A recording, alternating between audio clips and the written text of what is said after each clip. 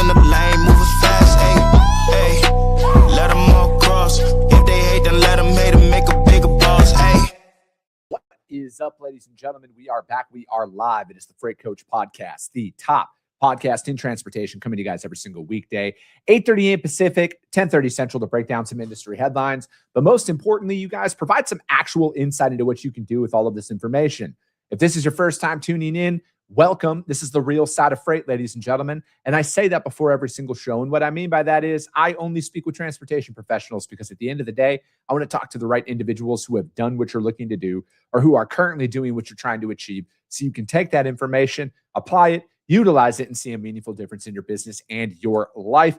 Happy Thursday, everybody. I got a very special guest for you guys here today. Him and I have known each other for a long time. He's been on the show, but we bond on a very, very specific topic, and that is carrier relationships, the importance of it, the big difference between actually working your freight and posting and praying and hoping a lot of these things work out. And I think, currently what's going on in the industry is opening up a lot of people's eyes to maybe their operations aren't as rock solid as they used to be, because you can't just quote a price now and find 47 trucks to do every single load that you have available. So we're going to talk a lot about capacity, some automation, what's actually killing your margins out there. And I want to welcome my friend Nick Dangles back on the show. Nick, thank you so much for taking the time to join me today.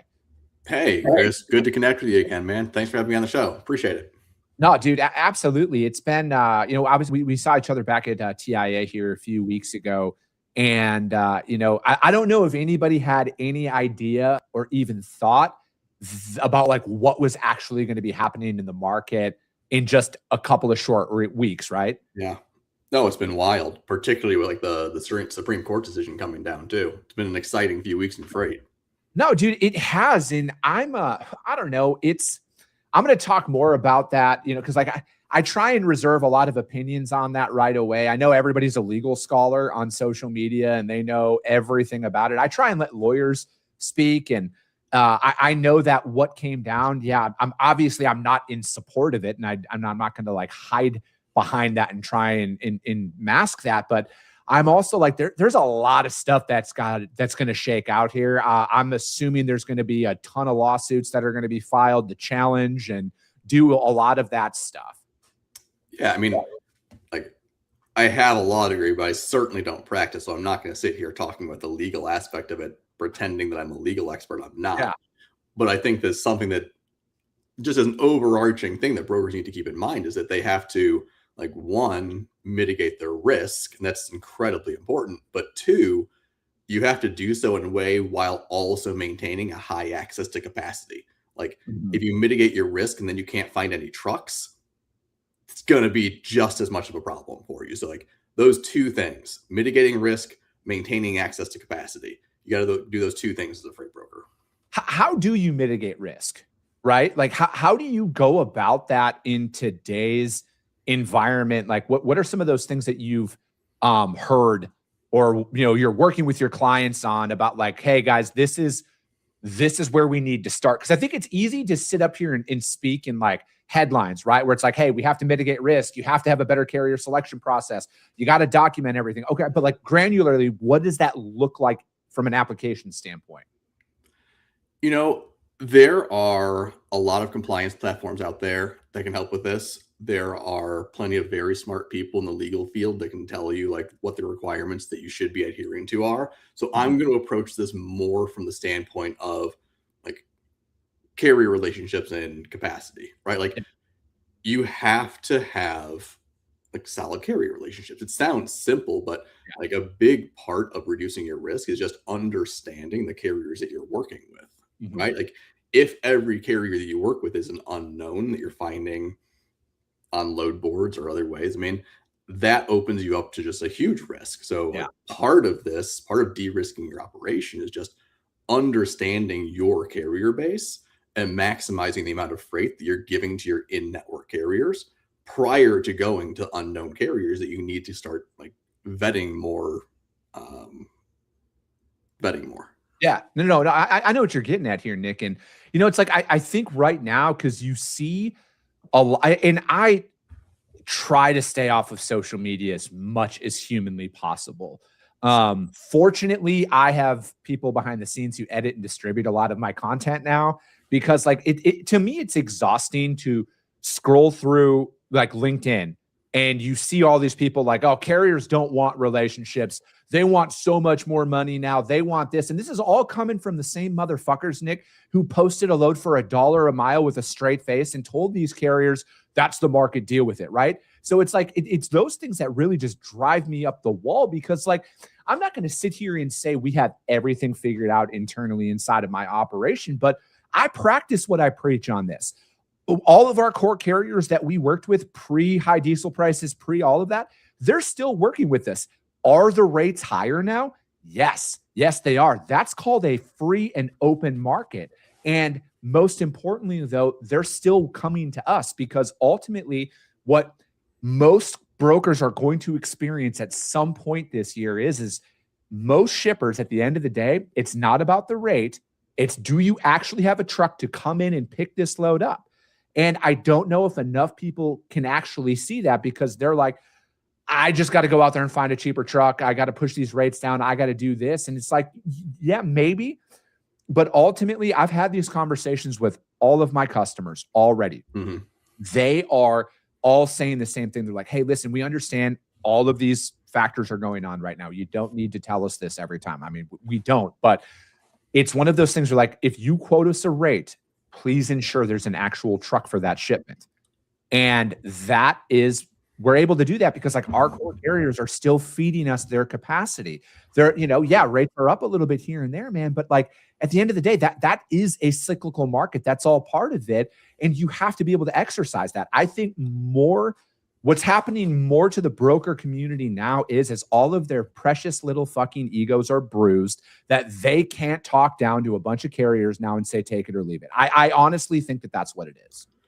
Yeah. Like, dude, you hit on a lot of things there. Yeah, I know. That I can talk about. So I want to hit on one specifically. Like when we're talking about carrier relationships, like as I'm talking to like brokerages about carrier relationships, like there's a difference. There are carrier relationships and then there are carrier relationships. Yeah. When I talk to brokers and they say they have these amazing carrier relationships, what most of them mean is they have some recurring freight. They have some carriers that'll take a lane for them regularly. And when that lane comes up, they call that carrier and the carrier takes the load. That is, like, in my opinion, the bare minimum that you're going to have to even say that you have a carrier relationship. On the other hand, other brokers take it a step further, right? Yes, they have like recurring carriers in their lanes, but they're also having these strategic conversations with their carriers about what other lanes they run, where the broker can possibly fill other holes in the carrier business. And then they're using that information to go to their shippers and get more freight for their carriers, right?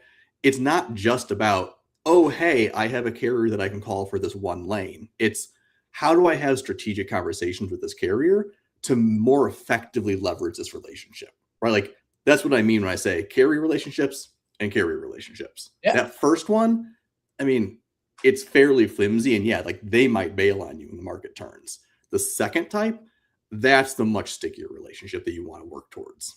Yeah. And I think, more often than not, you need to understand that, I mean, cause like I used to get like offended when people would quote higher, and change all of that. It used to piss. Now I'm just like, if that's what you need, let's lock it in. Like if their service, if their communication's on point, they follow our SOPs, i.e., hey, we send photos of the load. We send you the BOL, all of that stuff. Communication's on point.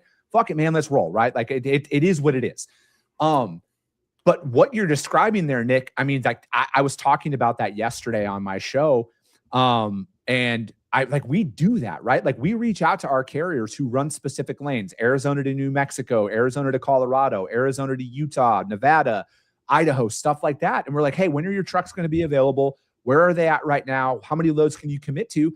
And then we present that capacity to our customer. Mm-hmm. We did that yesterday and we won 7 loads from our shipper based on that strategy, right? So like none of this is a thought experiment here, you guys. This is actual applicable shit that I do day in and day out inside of my business. And you can do that too. It's just not a post and pray methodology that a lot of people rely on. And I think I've always said this, and I know you and I have talked about this as well. It's like, if you live by the spot market, you're going to die by the spot market as well. There is hidden capacity out there that's not hidden, but there's hidden capacity out there where there are plenty of carriers who will never go to the load board. They don't have to go to the load board because they've paired themselves up with brokers and maybe direct freight, where they just go and they stay off of that. And there's that black market of freight, we could call it. Yeah, I mean, I agree with you. As I talk to brokers, an issue that they run into with like their capacity strategies, if you will, is that they treat load boards as their only source of capacity. Yeah. If that's your only source of capacity, that explains a lot of the problems that you're having. Like, there are plenty of carriers out there, arguably better carriers and more reliable carriers, that don't post their trucks. Yeah. And those are the ones that you want to find. Like, I don't mean to like minimize the importance of load boards, right? I mean, like, there's definitely a time and a place for load boards. Like, if your truck falls off and you have 2 hours to cover a load and you need access to live capacity, dude, use a load board, right? Yeah.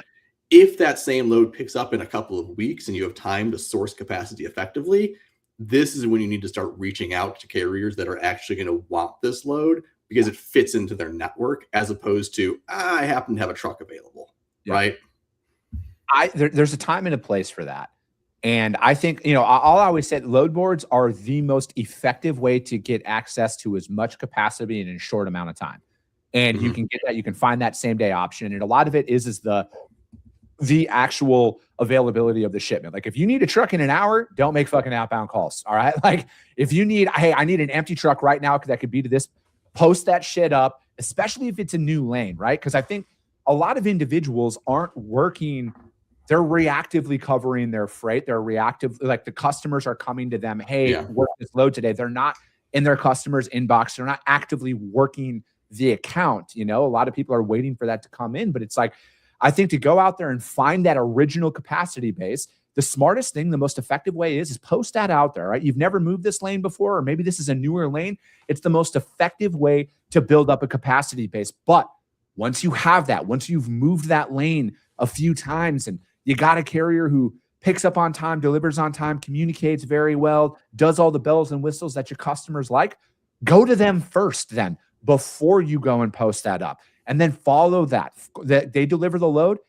Hey, when are you going to be back in Arizona? When are you going to be back down in Laredo? I have another one of these where I can reach out to my customer and see, did this lane work for you? And if you can follow these like, that's how you build that up. Like, man, I got carriers in like that we're working with today that I was working with at my last brokerage job. And then I had that few-year hiatus out of the industry. I'm still working with them, right? Because it's on the lanes that they want to run. And we just work it. We call them, we text them, we keep them in the loop. I will let them know every single load that I have out of Arizona. Hey, I got this one. You interested? No, you're not back yet? Cool. Let me know when you're back. Hey, I got this one. Do you know when you're going to be back in? I want to work that capacity, because right now, when capacity tightens up during Blitz week, pre-holiday, post-holiday week, all of that stuff, you look like a rock star to your customer when you might not be able to do 10 loads in a week like you used to. But if you're able to get to 4 or 5 covered in a week with those same carriers, you look like an absolute rock star to your customers right now. Yeah. Like I might differ with you a little bit in terms of like that, like targeted sourcing process. I tend to like prioritize outbound efforts more, particularly if I have time to do the sourcing. Admittedly, a lot of this depends on like your freight mix, your internal business rules, the bandwidth of your team, your size of your brokerage, and so on and so forth. And shameless plug here, a lot of this is what we're designing Maestro to help brokers figure out, right? Like, what is the right resource to cover this load based on like the circumstances of the day? Again, like the example I mentioned earlier, you have 2 lanes that are 2 of the exact same loads that are moving. One of them moves in 2 weeks. Another one is moving in 2 hours. You're going to have a different coverage strategy for both of those loads. So how do I direct people to the best decisions based on the context? Like, that's, again, shameless plug, but like that's what we're working towards. It's kind of like the decision-making layer on the capacity side of brokerage. So do you think that is one hurdle that a lot of operations find is, you know what, they might not know who to reach out to in that moment, right? Because I don't know of anybody who moves freight that doesn't want to build a carrier base. I don't know of anybody that does. I mean, again, if your incentivization model is to find the cheapest truck out there, more power to you, right? Like you probably don't listen to this show because that you are very aware that is not a practice that I follow. And I am not here to justify why you are the way that you are. But when we're looking at technology and automation right now, it is one of those things like working to like, how do we effectively work our carrier network without killing our margins, right? Like without going out there and doing that, because you might instinctively go to a load board to find a truck and you might find a truck at a higher rate. And then your regular was like, damn, dude, I would have done that load. Why didn't you hit me up? Something like that, right? So is that where you guys are working? It is you're taking your internal data and then, hey guys, these are the top 5 carriers for this lane. Contact them first.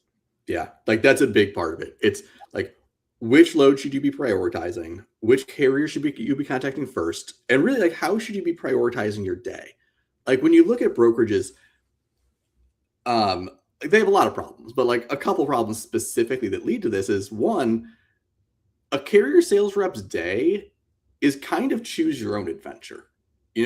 Maybe you're regionalized, maybe some loads are assigned, but like you walk in, you see your open board and you kind of have the choice of, well, what load am I going to work on first? Which carriers am I going to call for this load? How am I going to prioritize my day? And unfortunately, like people sometimes struggle making these decisions. Like one, it takes them a long time to make these decisions. It takes like 3 to 5 minutes to figure out what to do next sometimes. And two, there's so much going on. There's so much data that they're not able to kind of capture and use. And they have a lot of conflicting incentives that oftentimes they make decisions that just aren't in the best interest for their company, right? Like high performers tend to be a really good example of this because like they're able to pick off that like easy to book high margin freight, even though it might not be in the best interest of the company. Like you understand this. If it's like 9 months out of the year and you see Miami to Chicago moving next week, and you also have some god awful Northeast short haul flatbed load tomorrow that's going to be a pain to cover, what are you going to book first? Yeah, exactly. Miami to Chicago, let's go. Right. But like from a company perspective, what needs the most focus? That flatbed load for tomorrow, man. So the question is, how do we direct these people to the highest value activities for the company? And like, that's what we're moving towards with Maestro.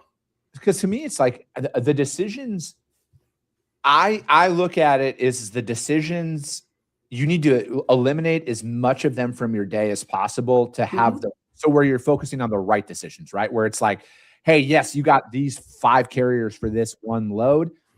This is the decision you should be calling. Your only decision should be call these 5, right? Not who should we reach out to? Let's build that load list, that carrier list up, then reach out to them. I think because it's like operational inefficiencies are such a killer to the majority of our operation. I mean, dude, and I talk about it often on this show and in private as well. The hardest part of business for me, Nick, it's not the fucking job, man. It's not the reading the market. It's not. It's systems development, and then actually working through them long enough and hoping what you decided to do fucking 6 months ago is actually going to turn a profit. That's the hardest part of this shit to me.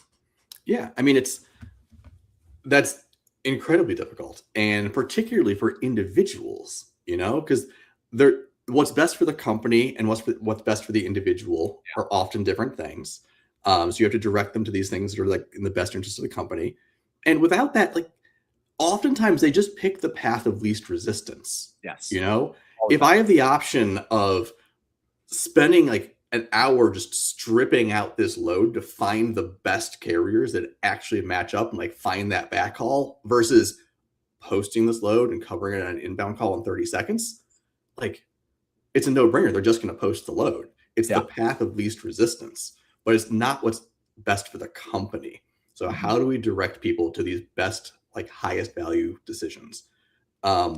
Another thing you hit on a minute ago, like you talked about technology a little bit. So I've been talking to a lot of like larger brokerages about this, and this idea of like task prioritization has come up a lot because so much new technology has come into the market. I think everyone's heard the tech spiel of, oh, we're going to eliminate your mundane tasks so that your people can focus on what they're good at and what they want to do. You know what? You know what people do when you take away their mundane tasks? One, they do nothing. Yeah. 2, they go back to doing their mundane tasks. Like they just find a way because that's their comfort zone.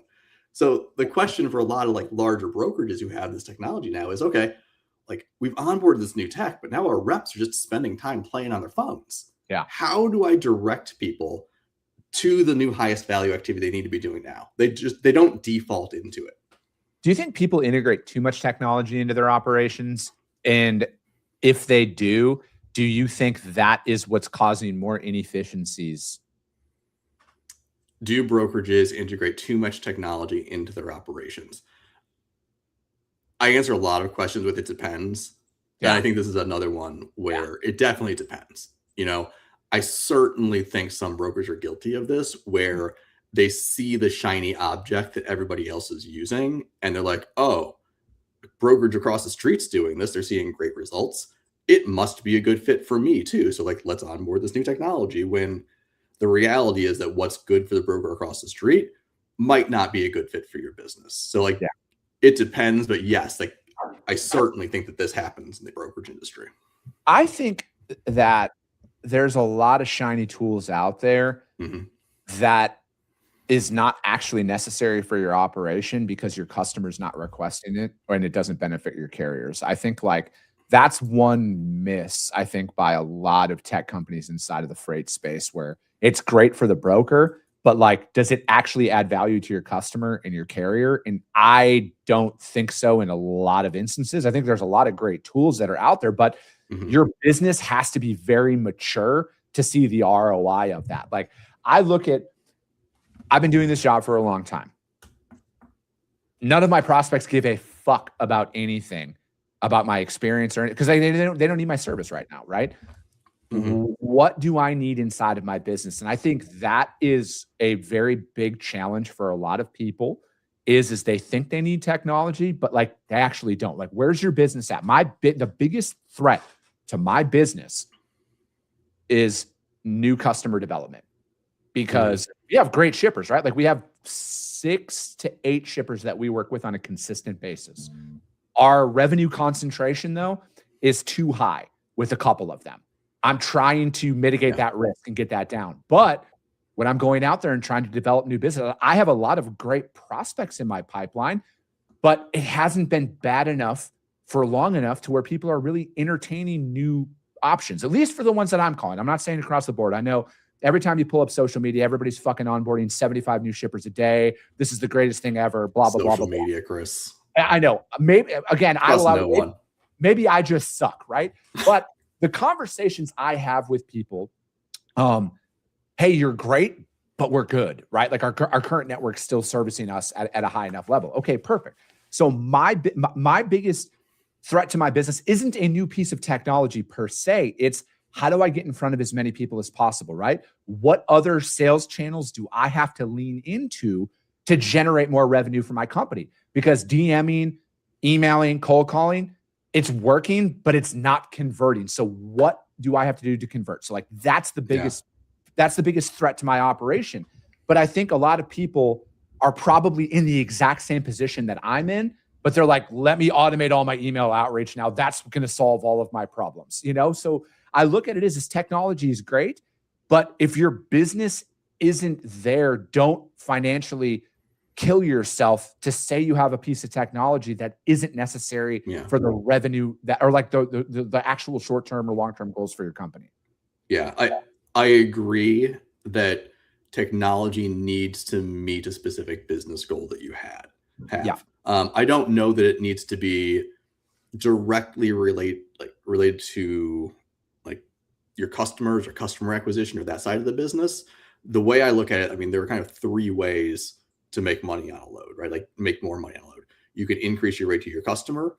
You can buy better, so like get better rates from your carriers, or you can reduce your cost to serve, right? Like if you're looking to make more money and you onboard technology that helps you like find better carriers and reduce your like carrier spend, or it helps you increase your rates to your customers, or it reduces your cost to serve. I mean, those are all wins, right? Like you just have to make sure that you're actually using the technology in a way that makes it effective and drives towards an actual ROI. Like what I see a lot of the time is that people onboard the new technology and like they just don't understand how it's supposed to incorporate into their existing workflows. So they don't even use it. I think like since I sell capacity tech, I'll use capacity tech as an example. Like Maestro gives people like that list of best fit carriers to move their loads. If your process is a load comes in and the first thing we do is post it, well, you need to change your process for this to work, right? Like if you just post automatically for every single load, I mean, I can give you the most magical list of carriers in the world. And if it's your third step, like you're not going to get the value out of it that you should. There has to be a change in your operations to support the technology that you're onboarding. Yeah, no, I agree with that. I think, like I've said before, and I think this is a great time to say it again. If you have shitty processes and then you automate them, you just have automated shitty processes at that point. It's like I look at with where a lot of things are, and I'm to the point, Nick, where I'm like, dude, 90 to 95% of my day could and should be automated as a broker. Like straight up, could and should be automated as a broker. But there are key tasks that I never want automated. And this is a personal choice. Yeah. Sales of carrier or customer type of any time. Like if a carrier calls in, I want a real person answering the phone. If I'm making an outbound call, I want it to be a real human being. I want them to know it's a real human being. I don't want to automate that. It's just my personal opinion on that. But it's like, I look at it is you need to look at like, how do you build up a rock solid system, right? Like I talked about, the hardest thing for me is systems development, because as great as I think the idea is, I might not know until like 6 months down the road. Yeah. Sorry, you froze for a second there. Oh, did I? Sorry. You are preaching to the choir. Most of my focus right now is on the capacity side. I totally agree with what you're saying on the customer side. Part of what we're doing is just helping direct like the right resource to the right task at the right time, right? So like on the carrier side, a load hits the board, you have a number of different ways to cover this load, right? I could have a human being work on it. I could use like an automated routing guide. I could use my favorite digital freight matching platform. I could have some sort of a like voice agent make calls on it. And the question becomes, well, how do I want to cover this load? Yeah. How should I decide which resource to assign to this task? And that's something that Maestro is working on, right? Like a load hits the board. If this is best automated, that I should assign to a digital resource, let's assign that to a digital resource, right? Clear the board up and then let people focus on those tasks that you want them focusing on. And that might be covering a load. It might be like having strategic conversations with a carrier about their business and so on and so forth. Yeah. I think we're at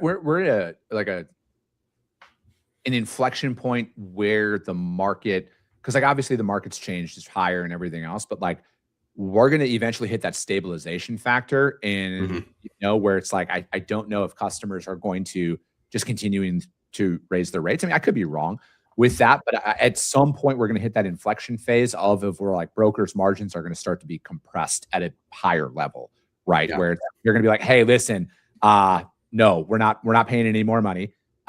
Figure it out. And then that's going to be, it's inevitable, right? Like it's always easier said than done. And it sounds overly simplistic, but eventually there will be a ceiling, and you're going to have to balance that out where, carriers might keep creeping up their rates a little bit and your margins are going to be compressed out there. I love the guys who always say, oh, we never lose on freight. You might have a rough go this summer if you're not willing to lose on some loads to service those accounts. So. Yeah. But like, there's a lot of doom and gloom out there from, again, listening to the like talking heads on social media. By people who aren't actually doing the job, Nick. There's a lot of doom and gloom. All right. Like, dude, this is just part of the game. Like, this is what it is. This is freight brokerage. This is what makes it fun. Fuck yeah, man. This is the only way to separate yourself, dude. Like, if you actually take stock of these last 4 years of being in a broker market, how much actual new business development were you able to do? How much actual separation from your competitors were you actually able to perform? Minimal at best. I don't care. Like if you scroll through social media, everyone is going to preach about the opposite of what I just said there. But the reality is when there's 17 trucks to one load, everyone looks like a fucking all-star as a broker. All right. we are about to embark upon a time where your true love for this industry is going to be tested, because there is going to be, again, where you say you're going to, hypothetical lane, you quote $3,000 to your customer, you had a $2,500 truck on it, everything was going to be great. That $2,500 truck fell off or broke down or whatever happened. Now all the options you get are 29, 3, 31, 32. What are you going to do in that situation? Because there's like, no matter what, with rates being up, there's still plenty of trucks on the road right now. There are still plenty of capacity out there. So you're going to have, and if you aren't willing to lose money and make that decision, I think people's tolerance is going to be very, very limited here coming up, because the excuses are all going to be, you can't claim high diesel prices, high this, blah, blah, blah, blah, blah, forever. All right. Eventually, that's just a massive excuse, because your competitors, somebody in that network is making shit happen. And you using repeat carriers, you using a tool like what Nick has out here is the solution. All right. You might not want to be in that situation, but that's the reality of it. And as a broker, you have to be able to play both sides of the spectrum, i.e. customer development and carrier development. Yeah, man. It kind of ties back to what we talked about at the very beginning of the show. Like, how do I mitigate my risk while also maintaining a high access to capacity? You're going to have to continue covering freight, and you're going to have to protect yourself while doing it. So how do I go about finding carriers and building relationships so I can continue servicing customers at the level they've been accustomed to, while also still protecting myself? Like that's the name of the game. No, I love it. Nick, thank you so much for your time. How does anybody reach out to you to find out more about what you got going on, man? Lots of different ways. Since we're talking about capacity today, we'll give you the Maestro information. So my email is nick@maestrocapacity.com, or feel free to shoot me a message on LinkedIn. I am arguably way too active on there. Oh, that's awesome. If you guys can't find Nick out there at all, hit me up. I will gladly put you guys in contact with him. Hit him up, you guys. He's got a great tool out there. But that's going to be it for today, ladies and gentlemen. I'm going to be rolling solo tomorrow because it's a Friday before a holiday. Who the hell wants to commit to coming on? Most people are already shutting down for the day out there, but we're going to come down. We're going to break down everything. And that's going to be it. As always, if you got value in what you heard and you're not subscribed, subscribe to the show, you guys. And if you're feeling ambitious, rank it on iTunes and Spotify, because if you see value, your network's going to see it as well. I appreciate you guys. I love you guys. And we'll be talking to you soon. Came back with a bang, window down, yelling out money, anything. Hey, ooh, got the foot on the gas, pedal to the metal when I'm getting to the